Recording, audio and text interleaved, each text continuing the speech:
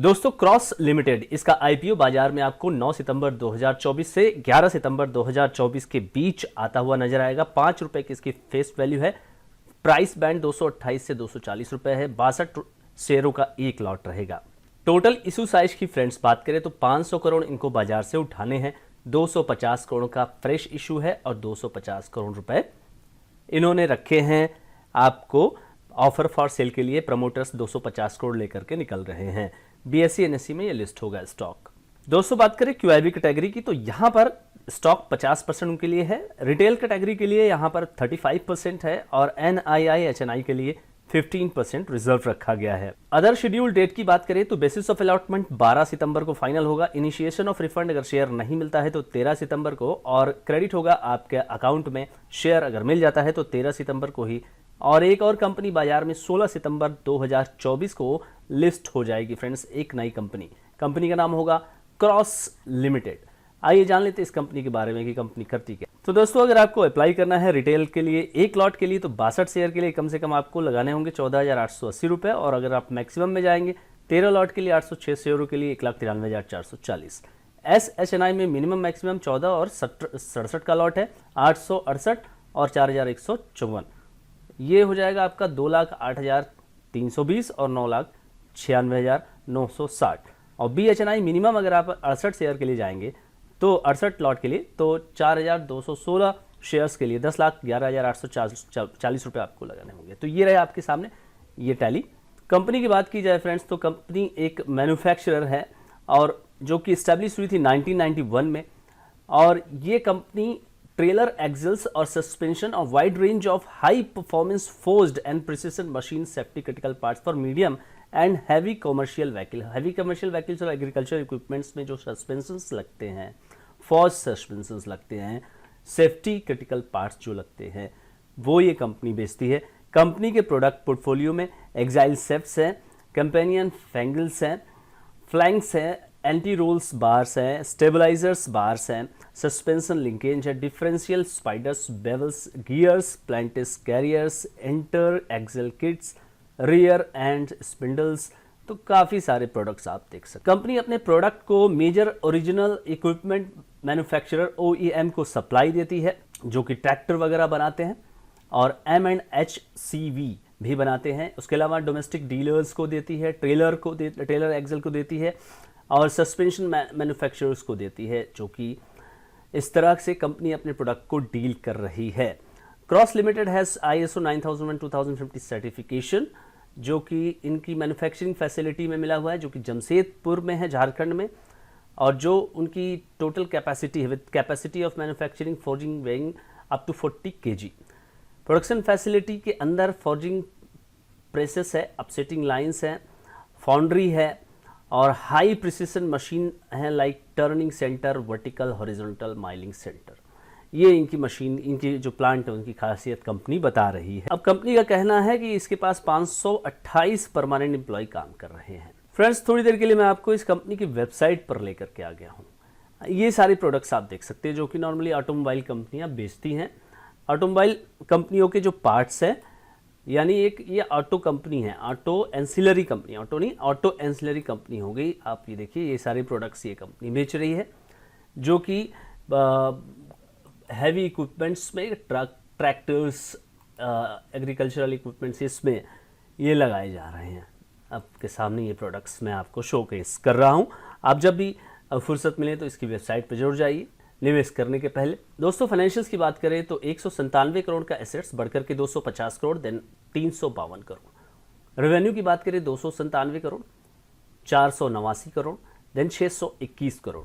Profit after tax 12 crore, 30 crore, 44 crore. तो आपको यहाँ पर रेवेन्यू और प्रॉफिटेबिलिटी दोनों में ही आपको यहाँ अच्छी खासी ग्रोथ नज़र आ रही है। नेटवर्थ कंपनी का इस समय 146 करोड़ है जो कि 3 साल पहले 72 करोड़ रुपए था। अभी रिजर्व्स एंड सरप्लस की बात करें तो 119 करोड़ है जो कि 3 साल पहले 58.88 करोड़ था। टोटल बोरोइंग कंपनी के पास 117 करोड़ है, यानी कंपनी को यही चुकाना है और इसके लिए ये IPO ले आई है। अब दोस्तों अगर की परफॉर्मेंस इंडिकेटर में आप चलें तो अगर हाई प्राइस बैंड पर ये कंपनी लिस्ट होगी तो 1548 करोड़ के आसपास लिस्ट होगी। अगर इसके ऊपर जाती है 20-30% के ऊपर तो आप मान के चलिए कि 1700 से 1800 करोड़ के रेंज में ये लिस्ट होते हुए आपको नजर आएगी। आरओई की बात करें तो 30% है, आरओसी 28% है। तो आरओसी और आरओई के फ्रंट पे ठीक ठाक परफॉर्मेंस है। रिटर्न ऑन नेटवर्थ है 30%, प्राइस टू बुक 8, काफ़ी महंगा है, और पैट मार्जिन काफ़ी कम 7.22। वो इसलिए क्योंकि OEM को ये सप्लाई देते हैं, तो B2B है, B2B में आपको जिंदा रखा जाएगा, इतना कि आपका काम चले। अब आइए देखिए EPS 8 रुपये और पोस्ट IPO हो जाएगा 6 रुपये 96 पैसे, 28 का PE 34। तो आप PE से कंसीडर करिए, आपको 35 के PE पर कंपनी ने वैल्यूएशन करके ये शेयर बेचने की कोशिश की है। अब इस कंपनी के कुछ कॉम्पिटिटर्स की बात कर लेते हैं। तो रामकृष्ण फॉर्जिंग, इसका नाम आपने सुना होगा, 20 का EPS है और कंपनी अवेलेबल है 46 के PE पर। जमुना ऑटो 5 के EPS पे अवेलेबल है और 24 का इसको मार्केट PE दे रहा है। ऑटोमोटिव एक्सेल्स 109 का PE है, 109 का EPS है और 17 का आपको यहाँ पे PE मिल रहा है। तो ये तो ज़्यादा आपको कमा के दे रहे हैं। और यहाँ 8 का EPS है और आपको मांगा जा रहा है 35, तो वैल्यूएशन काफ़ी महंगे। अब दोस्तों जैसा कि मैंने कहा, कंपनी पैसे का क्या करेगी, कंपनी कैपिटल एक्सपेंडिचर रिक्वायरमेंट करेगी टुवर्ड परचेस ऑफ मशीनरी, और साथ ही साथ जो बोरोइंग्स है उसको कंपनी फुल या पार्ट में उसको बैंकों का और फाइनेंशियल इंस्टीट्यूशन का है उसको निकालेगी, ठीक है। उसके अलावा वर्किंग कैपिटल रिक्वायरमेंट है और जनरल कॉर्पोरेट पर्पस के लिए कंपनी इस पैसे का प्रयोग करने वाली। दोस्तों कंपनी का जो सेक्टर है उसकी बात की जाए तो कंपनी एक ऑटो एंसिलरी कंपनी है, राइट, और ओरिजिनल इक्विपमेंट मैन्युफैक्चरर्स को ये अपने प्रोडक्ट को सप्लाई देती है। तो कंपनी के भविष्य की अगर बात की जाए तो कंपनी 1991 से जिस तरह से काम कर रही है ना, आगे के 30 साल में भी रहेगी।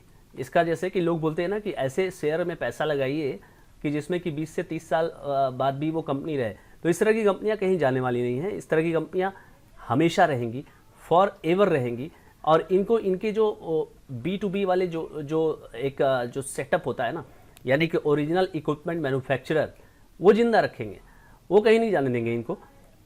जैसे कि आपने देखा कि इनका जो पैट मार्जिन है वो 7% है, तो 7% से ये जिंदा रहेंगे, 7 से लेकर 10% के बीच में जिंदा रहेंगे, इससे ज़्यादा इनको मिलेगा नहीं। तो अगर आपको इस तरह की, और ऊपर से इतनी छोटी कंपनी है, तो उस तरह के हिसाब में अगर आप देखना, पहले मैं लॉन्ग टर्म की बात करूं तो अगर ऑटो एंसिलरी ही आपको चाहिए तो बहुत सारी कंपनियां हैं। जैसे कि इसके कॉम्पिटिटर्स में ही आपने देखा कि रामकृष्ण फॉर्जिंग है। ऑटो एंसिलरी में मैं नाम गिनाने बैठूँ तो ढेर सारी कंपनियां हैं। तो आपको एक नई कंपनी क्यों चाहिए, आपको ये क्वेश्चन अपने आप से पूछना चाहिए, why a new company like this, ठीक है। फंडामेंटल्स सब अच्छे हैं, रेवेन्यू सब अच्छे हैं, थोड़ा सा नेगेटिव सेंस में आज मैं बात करूंगा, रेवेन्यू भी अच्छे हैं, पैट मार्जिन भी अच्छे हैं, लेकिन उससे भी अच्छी अच्छी कंपनियां हैं, तो आप वहां क्यों नहीं रहना चाहेंगे।